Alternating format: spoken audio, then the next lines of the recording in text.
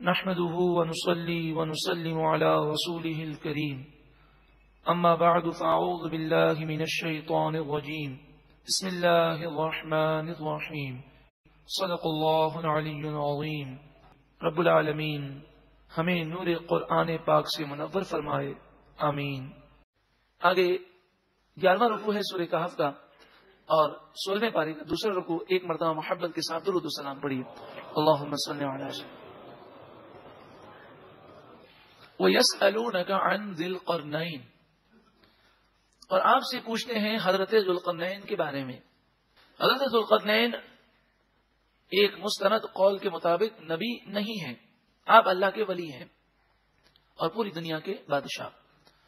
قل، اے محبوب آپ فرمائیے، سأتلو علیکم منہ ذکرا، ان قریب میں تم پر ان کا ذکر پڑھ کر سناؤں گا.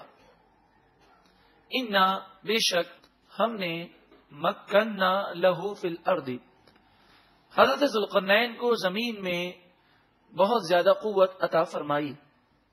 وآتیناہ من کل شیء سببا، اور ہم نے انہیں ہر چیز میں سے سامان دیا.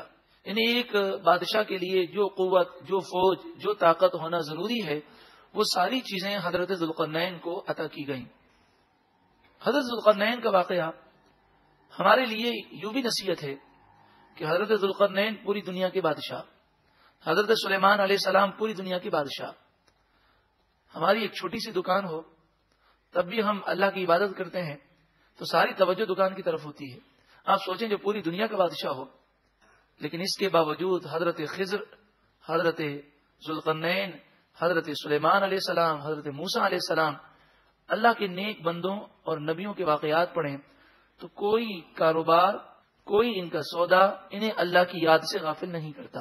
خصوصاً حضرت سلیمان علیہ السلام اور حضرت ذوالقرنین جو پوری دنیا کے بادشاہ ہیں، ان کے بارے میں موجود ہے جب آپ اللہ کی عبادت کے لیے کھڑے ہوتے، آپ بڑے لمبے لمبے سجدے کرتے اور بڑا لمبا لمبا قیام کرتے. خصوصاً حضرت سلیمان علیہ السلام کے بارے میں تو مفسرین نے بیان کیا کہ آپ کو یہ طاقت حاصل تھی کہ 2 مہینے تک آپ نماز میں کھڑے رہتے. اور جو واقعہ آخر میں پیش آیا کہ جب آپ کو یہ اطلاع دی گئی کہ آپ کا وقت وصال اب قریب ہے، تو آپ نے کہا، اے پروردگار، یہ جنات بیت المقدس کی تعمیر کر رہے ہیں، اگر میرا وصال ان پر ظاہر ہو گیا تو پھر یہ بیت المقدس کی تعمیر چھوڑ دیں گے. اللہ تبارک و تعالی نے آپ کی دعا کو قبول فرمایا. آپ نے عصا لیا ہاتھ میں اور عصے کے سہارے آپ کھڑے ہو گئے اور نماز کی نیت باندھی. چونکہ جنات یہ دیکھتے تھے کہ آپ 2 مہینے تک نماز میں قیام کرتے، وہ یہ خیال کرنے لگے کہ آپ نماز پڑھ رہے ہیں، اور اس دوران آپ کی روح قبض کر لی گئی. پورے 1 سال تک آپ اس طرح کھڑے رہے اور جنات 1 سال تک بیت المقدس تعمیر کرتے رہے. پھر دیمک نے اس لکڑی کو جب ختم کر دیا اور آپ کا جسم مبارک زمین پر تشریف لایا، تو اس وقت جنات کو پتا چلا کہ 1 سال سے آپ کا وصال ہو گیا ہے اور ہمیں خبر تک نہ ہوئی. اس میں ان لوگوں کے لیے عبرت ہے کہ جو یہ کہتے ہیں کہ دنیا کی جھنجٹ اور دنیا کی پریشانیاں ختم ہو جائیں تو ہم اللہ کی عبادت کریں گے. اللہ تعالی جس حال میں بھی ہمیں رکھے، ہر وقت ہماری توجہ اللہ کی جانب ہونی چاہیے، اور جب ہم نماز پڑھیں تو کاش ایسا ہو جائے کہ توجہ کے ساتھ نماز پڑھنے میں ہم کامیاب ہو جائیں. مفسرین فرماتے ہیں کہ جو توجہ کے ساتھ اطمینان سے نماز پڑھنے کا عادی ہے، اس کے بعد وہ جو دعا مانگے اللہ تعالیٰ اس کی دعا قبول فرمائے گا. فَأَتْبَعَ سَبَبًا، بس ایک سامان کے پیچھے وہ چلے. سامان سے مراد آب حیات کا چشمہ ہے. حَتَّى إِذَا بَلَغَ مَغْرِبَ الشَّمْسِ، یہاں تک کہ سورج کے ڈوبنے کی جگہ پہنچے. وَجَدَهَا تَغْرُبُ فِي عَيْنٍ حَمِئَةٍ، آپ نے پایا کہ سورج ڈوب رہا ہے ایک کیچڑ کی دلدل میں. اس سے مراد یہ نہیں کہ سورج وہاں ڈوب رہا ہے، مراد یہ ہے کہ مغرب کی طرف آپ نے سفر کیا، سفر کرتے کرتے ساری آبادیاں ختم ہو گئیں. اب مغرب کی طرف کوئی آبادی نہ تھی، وہاں آپ کو ایک دلدل نظر آیا جو کیچڑ کا دلدل تھا. بس اس سے آگے کوئی آبادی یا زمین کا کوئی حصہ باقی نہ رہا. وہاں آپ نے دیکھا کہ سورج ڈوب رہا ہے. مراد یہ ہے کہ جب آپ سمندر میں سفر کرتے ہیں تو ڈوبتا ہوا سورج ایسا محسوس ہوتا ہے جیسے پانی کے اندر جا رہا ہے. تو اسی طرح آپ نے یہ منظر دیکھا. یعنی اتنا لمبا سفر کیا کہ مغرب کی طرف اب کوئی آبادی باقی نہ رہی. اس مقام پر جو آخری آبادی آپ نے دیکھی وہ وجد عندها قوما، تو آپ نے اس مقام پر ایک قوم کو دیکھا. حضرت ذوالقرنین جس قوم کے پاس سے گزرتے اسلام کی دعوت دیتے، جو اسلام لے آتا حکومت انہی کے ہاتھ میں دے دیتے. بادشاہ تو آپ ہیں لیکن اس ملک کا نظام انہی لوگوں کے ہاتھ میں دیتے. اور پھر حضرت ذوالقرنین اور آگے آپ تشریف لے جاتے. اور اگر آپ یہ دیکھتے کہ بعض لوگ کافر ہیں اور آپ کی دعوت پر ایمان نہیں لاتے تو آپ ان سے جہاد کرتے.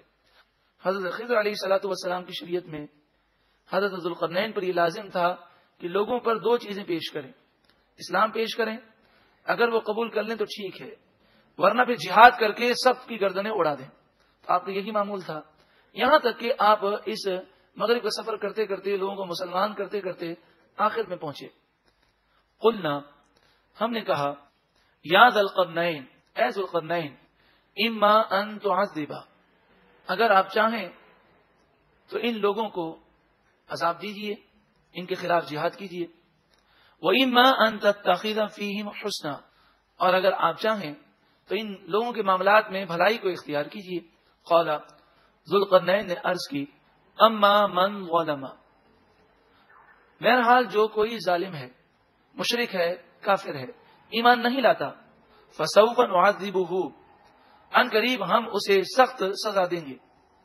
ثم یرد الی ربہ، پھر وہ لوٹایا جائے گا اپنے رب کی طرف. فیعذبہ عذابا نکرا، بس اللہ تعالی اسے سخت عذاب دے گا. یعنی دنیا میں ہم اسے شدید تکلیف دیں گے اگر وہ ایمان نہیں لاتا، اور پھر اس حالت میں یہ مرے گا تو کل بروز قیامت اس کے لیے جہنم کا عذاب ہے. وَأَمَّا، اور بہرحال، من آمنا، جو کوئی ایمان لے آئے، وَعَمِلَ صَالِحًا، اور اچھے عمل کرے، فَلَهُ جَزَاءً الْحُسْنَى، تو اس کا صلہ بہت ہی اچھا ہے. اسے ہم یہ صلہ دیں گے کہ اس کا ملک اسی کے لیے ہوگا، ساری نعمتیں وہ استعمال کر سکیں گے. وَسَنَقُولُ لَهُ مِنْ أَمْرِنَا يُسْرًا، اور ان قریب ہم اس کے لیے ہمارا کام آسان کر دیں گے، یعنی اس کو کوئی مشقت اور محنت نہیں کرنی ہوگی، ہم اس کے لیے آسانی کریں گے. ثم اتبع سببا، پھر آپ نے ایک سامان کو، آب حیات کے چشمے کو حاصل کرنے کے لیے پھر یہ سفر مشرق کی طرف کیا. حتی اذا بلغ مطلع الشمس، یہاں تک کہ سورج کے طلوع ہونے کی جگہ پہنچ گئے. مراد یہ ہے کہ یہ دنیا کی آخری آبادی تھی کہ اس کے بعد کوئی اور آبادی نہ تھی، اور سورج طلوع ہو رہا تھا، یہ بالکل میدان میں آبادی تھی. سورج کے طلوع ہونے میں کوئی چیز رکاوٹ نہ تھی. جیسے آپ بالکل سیدھے میدان میں کھڑے ہوں تو سورج طلوع ہوتا ہوا آپ کو نظر آتا ہے. وَجَدَهَا تَطْلُعُ عَلَى قَوْمٍ، آپ نے سورج کو دیکھا کہ وہ ایک ایسی قوم پر طلوع ہو رہا ہے. لَمْ نَجْعَلْ لَهُم مِّن دُونِهَا سِتْرًا، کہ اس قوم اور سورج کے درمیان کوئی اور چیز آڑ نہیں ہے، نہ کوئی پہاڑ ہے، نہ کوئی درخت ہے. اس طرح وہ زمین پر رہتے ہیں اور کوئی آبادی بھی نہیں اس آبادی کے علاوہ. کذالک، اسی طرح انہوں نے کیا، یعنی اس قوم کو بھی اسلام کی دعوت دی. جنہوں نے اسلام قبول کر لیا ان کے لیے ان کا ملک باقی رکھا، اور جنہوں نے اسلام قبول نہ کیا انہیں حضرت ذوالقرنین نے قتل کر کے جہنم میں پہنچا دیا. وقد احاطنا بما لديه خبرا، اور بے شک حضرت ذوالقرنین کے پاس جو کچھ بھی تھا اسے ہم اچھی طرح جانتے ہیں. یعنی ہمارے علم نے ان کے پاس موجود تمام چیزوں کا احاطہ کیا ہوا ہے، ہم ان کے تمام معاملات کو اچھی طرح جانتے ہیں. ثم اتبع سببا، پھر ایک سامان کے پیچھے وہ چلے، یعنی چشمہ آب حیات کی تلاش میں. حتی اذا بلغ بین السدین، یہاں تک کہ وہ دو پہاڑوں کے درمیان پہنچے. اب یہ سفر شمال کی طرف تھا. وجد من دونہما قوما، تو انہوں نے ان پہاڑوں کے اس طرف ایسی قوم کو پایا. لا یکادون یفقہون قولا، جو نہیں سمجھ سکتے تھے ان کی کوئی بات، اور حضرت ذوالقرنین ان کی بولی نہ سمجھ سکتے تھے. تو یہ اشاروں میں گفتگو کرنے لگے، اور اشاروں میں انہوں نے کہا، قالو، وہ بولے، یا ذوالقرنین، اے ذوالقرنین، ان بے شک یاجوج و ماجوج، یاجوج اور ماجوج مفسدون فی الارض، زمین میں فساد کرنے والے ہیں. یاجوج اور ماجوج کے بارے میں جو اسلامی تصور ہے وہ یہ ہے کہ یہ انسان ہے، یہ جنات یا کوئی اور مخلوق یا جانور جو دوسرے جانور ہوتے ہیں اس طرح نہیں، بلکہ یہ انسان ہے۔ اور حضرت نوح علیہ السلام کے بیٹے یافس کی اولاد میں سے ہیں، یافس من نوح کی اولاد میں سے ہیں۔ یہ بہت زیادہ لمبے چوڑے اور پہاڑوں میں رہنے والے، جیسے جنگلی لوگ ہوتے ہیں اس طرح کے لوگ ہیں۔ یہ بچھو بھی کھا جاتے ہیں، سانپ بھی کھا جاتے ہیں، کیڑے مکوڑے بھی کھاتے ہیں، انسانوں کے خون کو چوس لیتے ہیں، اور بہت زیادہ کھانے اور پینے والے لوگ تھے، اور ان کی تعداد بھی بہت زیادہ تھی۔ اب مسئلہ یہ تھا کہ چاروں طرف پہاڑ تھے، صرف ایک جگہ تھی پہاڑوں کے درمیان جہاں سے یہ لوگ آتے تھے۔ چاروں طرف بڑے اونچے اونچے پہاڑ تھے، ان پہاڑوں کے غاروں میں، یہ پہاڑ جو میلوں تک پھیلے ہوئے تھے، ان پہاڑوں کے غاروں میں وہ رہتے، اور سال میں ایک موقع ایسا آتا کہ وہ ان پہاڑوں کے غاروں سے نکلتے اور پھر اس ایک راستے سے نکل کر وہ پھیل جاتے، لوگوں کا خون پی جاتے، قتل و غارت گری کرتے، اور جو کچھ لوگوں کے پاس ہوتا وہ لے کر غاروں میں چلے جاتے۔ پھر 6 مہینے تک، بسا اوقات 1 سال تک وہ غاروں میں رہتے، اور جو وہ لے گئے تھے اس سے وہ گزارا کرتے۔ پھر اس کے بعد دوبارہ یہ نکلتے۔ ان لوگوں نے کہا ایک راستہ ہے جہاں سے یہ لوگ آتے ہیں، باقی چاروں طرف اتنے اونچے اونچے پہاڑ ہیں جس پر وہ چڑھ نہیں سکتے، آپ اگر یہ راستہ بند کر دیں، کوئی دیوار بنا دیں، تو یہ میلوں پھیلے ہوئے پہاڑوں میں قید ہو جائیں گے اور ہمیں تنگ کرنے کے لیے نکلیں گے نہیں۔ فہل، پس کیا، نجعل لک خرجا، ہم آپ کے لیے مال جمع کریں، الا ان تجعل بیننا وبینہم سدا، کہ آپ ہمارے اور ان کے درمیان کوئی دیوار بنا دیں۔ سدا کے معنی دیوار۔ قال، حضرت ذوالقرنین نے فرمایا، ما مکنی فیہ ربی خیر، میرے رب نے مجھے جو دیا ہے وہ بہتر ہے، مجھے تمہارے مال کی ضرورت نہیں ہے۔ فاعینونی بقوہ، تم طاقت سے میری مدد کرو، یعنی محنت مزدوری کے کام کرو، اور جو میں تمہیں کہتا ہوں وہ تم کرو، باقی تمہارے مال کی مجھے ضرورت نہیں ہے۔ اجعل بینکم وبینہم ردما، تو میں تمہارے اور ان کے درمیان ایک آڑ بنا دوں گا۔ ردما کے معنی دیوار، آڑ۔ پہلے تو آپ نے اپنی فوج کو حکم دیا، وہ لوہے کے تختے لے کر آئے، پھر آپ نے ان لوگوں سے کہا کہ اب یہ لوہے کے تختے ایک دوسرے کے اوپر رکھنا شروع کرو۔ آتونی، میرے پاس لے کر آؤ، زبر الحدید، لوہے کے تختے۔ اب دونوں پہاڑوں کے بیچ میں جو دیوار بنائی جا رہی تھی، اس کی جو تدبیر آپ نے یہ فرمائی کہ پہلے تو زمین کی کھدائی کی، کھدائی کر کے اتنا آپ نے کھودا کہ پانی نکل آیا، پھر پگھلا ہوا سیسا وہ ڈالا گیا اور اس پر بنیاد مضبوط کی گئی، یعنی شیشہ نہیں، سیسا۔ تو سیسے کو پگھلا کر اس میں پتھر ڈالے گئے اور اس سے اس دیوار کی بنیادیں مضبوط ہوئی۔ پھر یہ پتھر آپ اوپر لے کر آئے اور پھر آپ نے ان پتھروں کے ساتھ لوہے کے تختوں کو جوڑ دیا۔ اب ان لوہے کے تختوں کو بلند کرنا شروع کیا، یہاں تک کہ ان لوہے کے تختوں کو پہاڑوں کے برابر آپ نے کر دیا۔ ہر تختے کے درمیان لکڑی کے تختے رکھے گئے تاکہ جب آگ لگے تو بیچ کی جو لکڑی ہے وہ جل جائے اور اس سے لوہے کے کنارے پگھل جائیں، اور پھر لوہے کے کنارے جو پگھلے ہیں تو 2 تختوں کے کنارے جب پگھلے ہوئے ہوں گے تو آپس میں یہ جوائنٹ ہو جائیں گے، اس طرح یہ پوری ایک لوہے کی دیوار بن جائے گی۔ یہ آپ نے حکمت عملی اختیار فرمائی کہ لوہے کے تختوں کے بیچ میں جب لکڑی ہے وہ جلے گی تو اس سے لوہے کے کنارے پگھل جائیں گے، اور پگھل کر جب لکڑی تو جل کر راکھ ہو جائے گی تو دونوں کنارے آپس میں ٹکرائیں گے اور پھر یہ دونوں جڑ جائیں گے، اور جب یہ جڑ جائیں گے تو اس طرح تختے جڑنے سے پوری ایک لوہے کی ایک دیوار تیار ہو جائے گی۔ حتیٰ، یہاں تک کہ اذا ساوا بین الصدفین، صدف کہتے ہیں کنارے کو، یہاں تک کہ جب یہ لوہے کی دیوار پہاڑوں کے کنارے تک پہنچ گئی، قال انفخوا، آپ نے فرمایا آگ لگاؤ، حتیٰ اذا جعلہ نارا، یہاں تک کہ جب یہ پوری دیوار آگ بن گئی کہ لوہا بھی جل رہا ہے، لکڑی بھی جل رہی ہے، اور پھر یہ پوری دیوار ایک لوہے کی دیوار بن گئی اور مکمل تمام تختے جو ہیں جڑ کر ایک ہو گئے، تو فرمایا قال، ارشاد فرمایا آتونی افرغ علیہ قطعا، ارشاد فرمایا لے آؤ میرے پاس پگھلا ہوا تانبا، قطرہ کہتے ہیں پگھلے ہوئے تانبے کو. میرے پاس پگھلا ہوا تانبا لے کر آؤ. افرغ تاکہ میں انڈیلوں علیہ اس دیوار پر قطرہ پگھلا ہوا تانبا. اب یہ لوہے کی دیوار جس پر تانبا چڑھا دیا گیا. فمستطاعوا ان یظہروہ، بس یہ اس پر غالب ہونے کی طاقت نہیں رکھیں گے، یعنی یاجوج اور ماجوج اس دیوار پر غالب نہیں آ سکیں گے، چڑھ نہیں سکیں گے. وَمَسْتَطَاعُوا لَهُ نَقْبًا، نقب کہتے ہیں سوراخ کرنا، اور وہ اس دیوار میں سوراخ بھی نہیں کر سکیں گے. قَالَ هَذَا رَحْمَةٌ مِّن رَّبِّي، آپ نے فرمایا یہ میرے رب کی رحمت ہے. فَإِذَا جَاءَ وَعْدُ رَبِّي، یہ دیوار کب توڑیں گے؟ یہ قرآن کی آیت اس سی ڈی کا رد ہے کہ جس میں قرآن کے تاریخی مقامات دکھاتے ہوئے بے شمار غلطیاں کی گئی ہیں. ایک غلطی یہ بھی ہے کہ ایک ٹوٹی ہوئی دیوار دکھاتے ہیں اور کہتے ہیں یہ حضرت ذوالقرنین کی بنائی ہوئی دیوار تھی جو ٹوٹ گئی. یہ دیوار نہیں ٹوٹی، اس لیے کہ یہ جب ٹوٹے گی تو یاجوج ماجوج دنیا میں آ کر فساد کریں گے.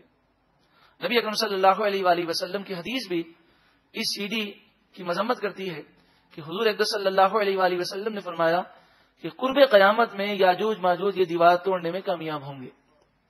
فَإِذَا جَاءَ وَعْدُ رَبِّي، پھر جب میرے رب کا وعدہ آئے گا، یعنی قیامت قریب آ جائے گی. جَعَلَهُ دَكَّا، اللہ تبارک و تعالی اس دیوار کو ریزہ ریزہ کر دے گا. اس کا سبب یہ ہوگا کہ یہ لوگ روزانہ توڑتے ہیں، اور جب آپ جانتے ہیں کسی دیوار کو توڑنے کے لیے اس کی بنیادوں کو کھودا جاتا ہے، تو جب یہ توڑنے کے قریب ہو جاتے ہیں تو تھک جاتے ہیں اور کہتے ہیں کہ کل اسے دوبارہ ہم توڑ دیں گے. جب کل آتے ہیں تو اللہ کے حکم سے وہ دیوار دوبارہ مضبوط ہو جاتی ہے. بلکہ حدیث پاک میں فرمایا کہ وہ پہلے سے زیادہ مضبوط ہو جاتی ہے. لیکن جب قرب قیامت ہوگا تو ان میں سے کوئی کہے گا اگر اللہ نے چاہا تو ہم اس دیوار کو توڑ دیں گے. پھر کل ایسا ہوگا کہ وہ آئیں گے تو جتنا انہوں نے توڑا ہوگا اتنا باقی رہے گا. دیوار دوبارہ مضبوط نہیں ہوئی ہوگی، وہ توڑنے میں کامیاب ہو جائیں گے، یاجوج ماجوج نکل آئیں گے. ارشاد فرمایا وَكَانَ وَعْدُ رَبِّي حَقًّا، اور میرے رب کا وعدہ ضرور سچا ہے. وَتَرَكْنَا بَعْدَهُمْ يَوْمَئِذٍ يَمُوجُ فِي بَعْضٍ، اور ہم اس دن انہیں نکالیں گے، چھوڑیں گے اس دیوار سے. یہ موجوں کی طرح چل رہے ہوں گے. یموج فی بعض، یعنی ایک موج دوسرے موج میں جیسے گھستی ہے. تو آپ نے دیکھا ہوگا کہ بہت سارے لوگ اگر نکل رہے ہوں تو ایسا لگتا ہے جیسے سمندر بہ رہا ہو. تو اس طرح یہ دیوار سے نکلیں گے. کب نکلیں گے؟ قرب قیامت. وَنُفِخَ فِي الصُّورِ، پھر کچھ ہی عرصے کے بعد سور پھونکی جائے گی. فَجَمَعْنَاهُمْ جَمْعًا، پھر ہم ان سب کو جمع کر دیں گے. نبی اکرم صلی اللہ علیہ وآلہ وسلم نے ارشاد فرمایا کہ جب یاجوج ماجوج نکلیں گے تو زمین میں فساد کریں گے، دنیا کا پانی پی جائیں گے، ساری چیزیں کھا جائیں گے، جانوروں کو یہاں تک کہ سانپ اور بچھوؤں کو کھا جائیں گے، انسانوں کو قتل کرنا شروع کریں گے. حضرت عیسیٰ علیہ نبینا علیہ الصلوۃ والسلام تمام مسلمانوں کو لے کر کوہ طور پر آپ جمع ہو جائیں گے اور یاجوج ماجوج قتل و غارت گری کر رہے ہوں گے. پھر ایسے موقع پر حدیث پاک میں ہے کہ یہ غرور اور تکبر کا شکار ہو کر کہیں گے کہ زمین والوں کو تو ہم نے قتل کر دیا، آؤ آسمان والوں کو قتل کریں. پھر یہ تیر آسمانوں کی طرف چلائیں گے، ان کے تیر خون آلود واپس آئیں گے اور یہ سمجھیں گے کہ ہم آسمانی مخلوق کو قتل کر رہے ہیں. حضرت عیسیٰ علیہ نبینا علیہ الصلوۃ والسلام کو طور پر دعا کریں گے. اللہ تبارک و تعالی آپ کی دعا کے وسیلے سے یاجوج ماجوج کے ہر فرد کی گردن میں کیڑا پیدا کر دے گا اور یہ ہلاک ہو جائیں گے. حدیث پاک میں فرمایا جب یہ ہلاک ہوں گے تو اس کثرت سے ہوں گے کہ زمین میں 4 انگل جگہ ایسی باقی نہ ہوگی جہاں پر ان کی لاش نہ پڑی ہو. پھر حضرت عیسیٰ علیہ السلام دعا کریں گے تو اللہ کے حکم سے پرندے آئیں گے. اب پرندے سے وہ مطلب مت لیجیے گا چھوٹے چھوٹے پرندے، وہ بہت بڑے بڑے پرندے ہوں گے. وہ ان کی لاشوں کو اٹھا کر اللہ تعالیٰ جہاں چاہے گا وہاں پھینک دیں گے. پھر حضرت عیسیٰ علیہ الصلوۃ والسلام کوہ طور سے اتر کر زمین پر تشریف لائیں گے اور آپ عدل و انصاف کا نظام قائم کریں گے. پوری دنیا میں اللہ کا نام لینے والے ہی ہوں گے. کوئی کافر دنیا میں حضرت عیسیٰ علیہ السلام باقی نہ رکھیں گے. سلیب کو توڑ دیں گے، خنزیر کو آپ قتل کر دیں گے. اور یہودی اور عیسائیوں کے لیے اور کافروں کے لیے حضرت عیسیٰ علیہ السلام 2 باتیں رکھیں گے. آپ فرمائیں گے یا تو اسلام لے آؤ یا پھر قتل ہونے کو تیار ہو جاؤ. پھر پوری دنیا میں ایک ہی مذہب اسلام ہوگا اور کوئی کافر دنیا میں باقی نہ رہے گا. پھر حضرت عیسیٰ علیہ الصلوۃ والسلام کا وصال ظاہری ہوگا. حضور اقدس صلی اللہ علیہ وآلہ وسلم کے پہلو مبارک میں آپ کی تدفین ہوگی، آپ کا مزار اقدس بنے گا، اور پھر کچھ عرصے تک لوگ ہدایت پر رہیں گے. پھر آہستہ آہستہ کفر پھیلنا شروع ہوگا اور پھر کافروں کی کثرت ہو جائے گی. یعنی آپ سمجھیں گے عیسیٰ علیہ السلام کے وصال کے بعد بھی کچھ عرصے تک دنیا کا وجود رہے گا، شیطان بہکانے میں کامیاب ہوگا. پھر قیامت سے 40 سال قبل ایک ٹھنڈی ہوا چلے گی جو مسلمانوں کی بغلوں کے نیچے سے نکلے گی، اور جتنے مسلمان ہوں گے سب انتقال کر جائیں گے. اب دنیا میں کوئی اللہ کا نام لینے والا نہیں ہوگا، سارے کافر ہوں گے، اور 40 سال تک ان کافروں کے یہاں کوئی اولاد نہیں ہوگی.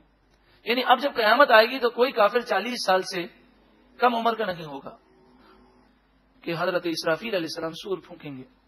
سور کی آواز ابتدا میں بہت باریک اور میٹھی ہوگی، لوگ کان لگائیں گے، اور بہت ہی جلد یہ آواز اس قدر خوفناک ہو جائے گی کہ لوگوں کے دل بند ہو جائیں گے. پھر یہ آواز مزید خوفناک ہوگی. اس آواز کی ہیبت سے پہاڑ ریزہ ریزہ ہونے لگیں گے، مکانات اڑنے لگیں گے، اور زمین ٹکڑے ٹکڑے ہو جائے گی جس وقت سور پھونکی جائے گی. سورہ یاسین شریف میں اس کا بیان موجود ہے کہ لوگ ایک قدم وہ چلنے کی جرت نہیں کر سکیں گے، جو جہاں ہوگا مر جائے گا. کوئی اپنے گھر کے باہر ہے تو گھر کے اندر داخل نہیں ہو سکے گا، کوئی ایک جملہ وصیت کا نہیں کہہ سکے گا. یہاں تک حدیث پاک میں ہے کہ دکان پر اگر کسی کپڑے کی دکان پر لوگ موجود ہیں اور دکاندار نے کپڑا پھیلایا ہے اور خریدار دیکھ رہا ہے تو خریدار کو کپڑا دینے کی فرصت واپس نہیں ہوگی اور بیچنے والے کو کپڑا سمیٹنے کی فرصت نہیں ہوگی. فوراً ان پر موت اور قیامت کو نافذ کر دیا جائے. آج سے تقریباً کئی سو سال قبل کفار مذاق اڑاتے تھے. کیا آواز میں بھی اتنی طاقت ہوتی ہے کہ وہ پہاڑوں کو ریزہ ریزہ کر دے؟ تو جب اللہ تعالی قیامت کو نافذ فرمائے گا اور حضرت اسرافیل علیہ السلام سور پھونکیں گے تو اس آواز سے اگر پہاڑ ریزہ ریزہ ہو جائیں تو یہ کون سی تعجب کی بات ہے؟ یہ ایسی بات تو نہیں جو عقل میں نہ آئے. وہ اردنا جہنم یومئذ للکافرین عرضا، اس دن کافروں کے لیے ہم جہنم کو پیش کریں گے. اللہ اکبر. اور کہا جائے گا یہ تمہارا مقام ہے. الذین کانت اعینہم فی غطاء عن ذکری، یہ وہ لوگ تھے کہ جن کی آنکھیں ہمارے ذکر سے پردے میں تھیں، یعنی ان کی آنکھوں میں عبرت نہیں تھی. انہوں نے دنیا کو دیکھ کر ہماری یاد نہیں کی، انہوں نے اللہ کی قدرت کی نشانیوں کو دیکھ کر اللہ کی قدرت کو تسلیم نہیں کیا. وَكَانُوا لَا يَسْتَطِيعُونَ سَمْعًا، اور وہ سننے کی طاقت نہ رکھتے تھے. یعنی اول تو وہ اللہ کے کلام کو سنتے نہیں تھے، اور اگر سنتے تھے تو مانتے نہیں تھے.